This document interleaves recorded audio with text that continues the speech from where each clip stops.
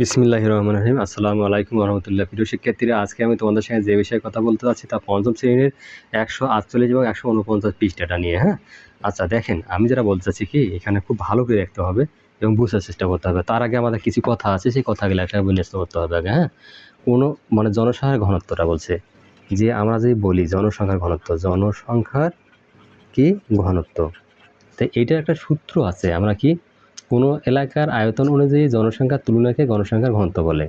এই যে এটা লেখো যে কোনো কোনো এলাকার আয়তন, কোনো এলাকার আয়তন কোনো আয়তন অনুযায়ী জনসংখ্যার তুলনাকে জনসংখ্যার ঘনত্ব বলা হয়। জনসংখ্যার ঘনত্ব বলা হয়। এটা কিন্তু মাথায় রাখতে হবে, ঠিক আছে? জনসংখ্যার ঘনত্ব নির্ণয়ের সূত্র তো আমরা দেখাইলাম যে এটা ঘনত্ব নির্ণয়ের সূত্র। এবার দেখেন, ঘনত্ব নির্ণয়ের সূত্র কীভাবে লিখবো আমরা? যে জনসংখ্যার ঘনত্ব ভাগ হলো কি, যে মোট জনসংখ্যার ঘনত্বটা, জনসংখ্যা নির্ণয়ের সূত্র হলো জনসংখ্যার ঘনত্ব সমান, যেটা হলো মোট জনসংখ্যা ভাগ হলো কি আয়তন। মাই ডিয়ার স্টুডেন্ট, একটু বুঝে চেষ্টা করবেন। জনসংখ্যার ঘনত্ব, কোনো এলাকায় আয়তন অনুযায়ী জনসংখ্যার তুলনাকে জনসংখ্যার ঘনত্ব বলা হয়। ঘনত্ব নির্ণয়ের সূত্র, জনসংখ্যার ঘনত্ব সমান কি লেখা আছে? মোট জনসংখ্যা ভাগ হলো কি আয়তন। ঠিক আছে, এবার পরেরটাতে আমরা আসেন। জনসংখ্যা গণনা করাকে কি বলে? আমরা বলে দিচ্ছি জনসংখ্যা গণনা, এটা খ।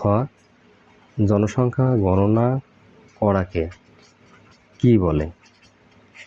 তাহলে কি বলবো আমরা? উত্তর হলো আদমশুমারি। আদম অর্থ মানুষ, আর শুমারি অর্থ হলো কি গণনা করা। এটাই বুঝতে হবে। তাহলে কত বছর পর পর আদমশুমারি করা হয়? আমরা যদি বলে যে কত বছর পর পর আদমশুমারি করা হয়, তাহলে কি লিখবেন উত্তরে? উত্তর হলো 10 বছর পর পর আদমশুমারি করা হয়। ঠিক আছে, এটা একটা আমাদের মারাত্মক একটা সুন্দর কোশ্চেন। তাহলে বাংলাদেশে কোন সালে আদমশুমারি হয়?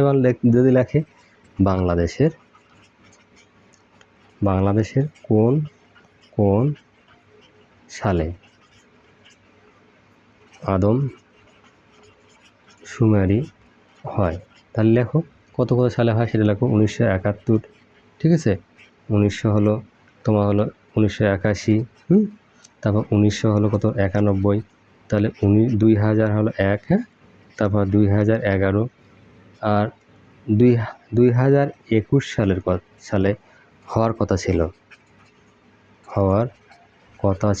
গণনা করার কথা ছিল, কিন্তু করোনা ভাইরাসের কারণে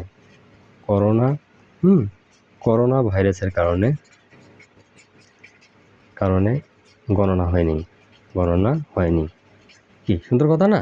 আচ্ছা, এই কথাটাকে মনে রাখতে হবে যে 2021 সালে আমাদের যদি আদমশুমারি করার কথা ছিল, তা হয়নি কেন? ওই করোনা ভাইরাসের কারণে। আচ্ছা, এখন 2011 সালে, তাহলে 2011 সালে তাহলে মোট জনসংখ্যা কত ছিল? মোট জনসংখ্যা কত ছিল আমাদের কেউ যদি বলে, তাহলে কি লিখবো? তাহলে আমরা লিখবো যে এখানে দেওয়া আছে যে 14 কোটি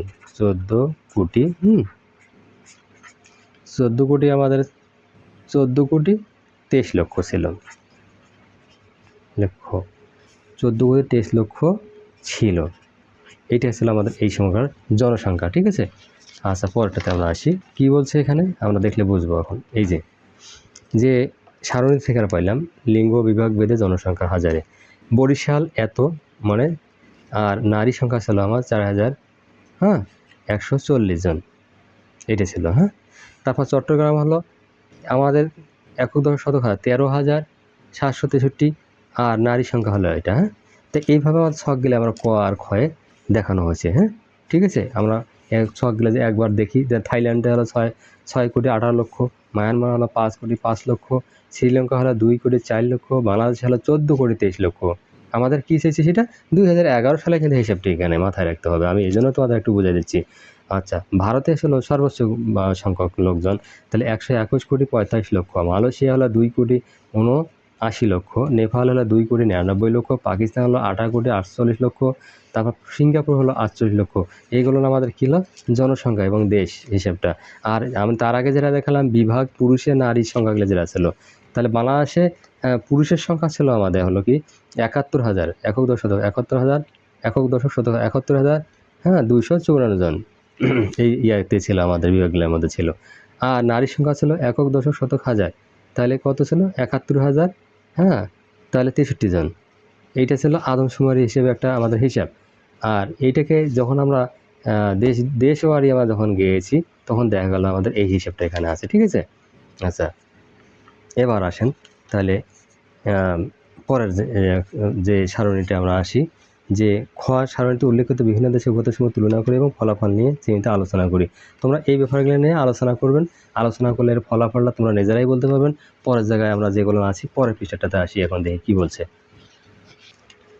আচ্ছা, এবার আমাদের একটা চমৎকার জিনিস এখানে আমি পেয়ে গেছি, সেটা আমাদের এখন এই আলোচনার বিষয়। এখানে সেটা দেখতে হবে যে এখানে বলা আছে নিচের সারণীতে বিভিন্ন বিভাগে জনসংখ্যা, আয়তন ও ঘনত্ব দেওয়া আছে, ঠিক আছে। এই বরিশাল বিভাগে হাজারে হলে এত, আয়তন হলো এত, ঘনত্ব হলো আমার 613 জন। তো এটা একটা তোমাদের নিজে নিজে বুঝতে পারবা, কোনো সমস্যা নাই। তো বাংলাদেশে হলো একক দশক শতক হাজার, লক্ষ 1,42,317, ঠিক আছে, 1,42,317। আচ্ছা, এবং আয়তন হলো 1,47,570, ঠিক আছে। এটা হলো জনসংখ্যা হাজারে, হ্যাঁ। আচ্ছা, তাহলে ঘনত্ব প্রতি বর্গ কিলোমিটার জনসংখ্যা হলো 964, ঠিক আছে। এই যে আমাদের একটা হিসেব দেওয়া আছে। এবার বলতে কোন বিভাগে জনসংখ্যা সবচেয়ে বেশি, আয়তন সবচেয়ে বড়, জনসংখ্যার ঘনত্ব সবচেয়ে বেশি। খুলনার জনসংখ্যা সিলেটের চেয়ে বেশি, কিন্তু খুলনার জনসংখ্যার ঘনত্ব সিলেটের চেয়ে কম হওয়ার কারণ আলোচনা করি। কোন বিভাগে মাথা পিছু জমির পরিমাণ বেশি, এবং এটা খুব মূল্যবানভাবে তোমাকে দেখতে হবে। আমি এখন এর আলোচনা করে দিচ্ছি। আচ্ছা, দেখো এবার আমি যেটা দিচ্ছি যে দেখো কোন বিভাগে জনসংখ্যার ঘনত্ব বেশি, এটা আমরা লিখব যে কোন বিভাগে, বেশ করে বিভাগে জনসংখ্যা সবচেয়ে বেশি, জনসংখ্যা সবচেয়ে বেশি। তাহলে উত্তর হলো ঢাকা বিভাগে, বেশ করে বিভাগে কত লোক সংখ্যা হলো যে 1,502, একক দশক শতক 1,502, হ্যাঁ। আচ্ছা, এবার এটা একের গেল ক, এবার আছে একের খ। কি বললো, কোন বিভাগে আয়তন সবচেয়ে বেশি, দেখো কোন বিভাগে, বেশ করে বিভাগে আয়তন সবচেয়ে বেশি। তাইলে আমরা পাইলাম যে চট্টগ্রাম বিভাগে। উত্তর কি পেলাম, এখানে উত্তর আমরা দিতে পারতাম, উত্তর হলো চট্টগ্রাম বিভাগে, বেশ করে বিভাগে। আমি তোমাদের সুবিধার জন্য দিচ্ছি। যা হলো কত, যা হলো 3,3,7,7,1, ঠিক আছে।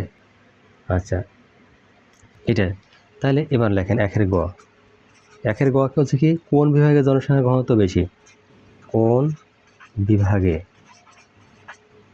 জনসংখ্যার ঘনত্ব বেশি, ঘনত্ব বেশি। তাহলে আমরা লেখো ঢাকা বিভাগে।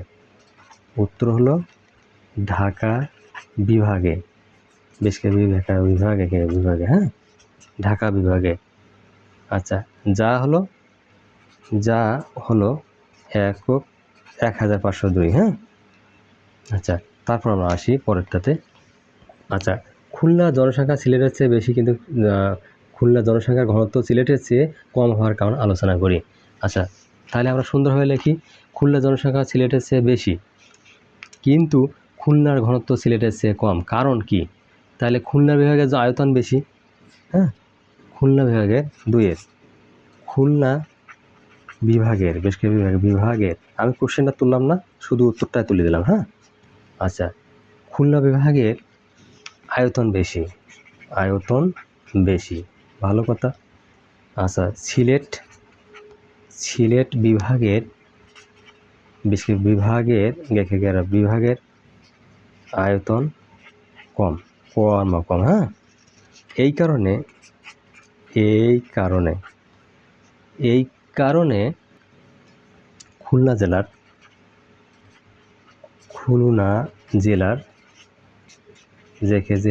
জেলার হ্যাঁ জনসংখ্যা সিলেটের চেয়ে বেশি, জনসংখ্যা